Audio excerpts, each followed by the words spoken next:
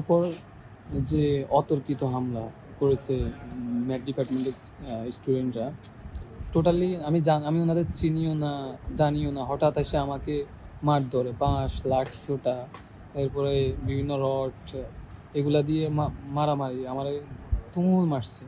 মারতে মারতে আমার এক পর্যায়ে ওই যে নদীর পাড়ে আমি শুয়ে গেছি, তারপরে আমার পা দিয়ে পাড়াইছে। এরপরে যখন আমাকে মানে হসপিটালের উদ্দেশ্যে বাইকে উঠানো হচ্ছিল, তখন আপনারা ভিডিওতে দেখবেন আমাকে পিছন দিক থেকে 2-3 জন কাঠ দিয়ে মারতেছে। তাই অবশ্যই আমি এখন এই যে শেরেবাংলা শুয়ে আছি, আমার গাড়ে মারাত্মক জখম পাইছি, মানে মাথা ব্যথা, পায়ে জখম পাইছি, হাতে জখম পাইছি, ব্যথা পাইছি মারাত্মক লেভেলের। এই যে এখন শেরেবাংলা আমি আছি, আমি চাই যে আমার উপর কেন বিনা অপরাধে অতর্কিত হামলা হলো। আমি জানি না, আমি বুঝতেও পারি না যে ওরা আমার হামলা করবে, আর ওনাদের আমি চিনিও না, যে কেন হামলা করবে। আমার সাথে তো কারো শত্রুতাও নেই। আর এটাই আমার বিচার চাওয়া আর কি প্রশাসনের কাছে।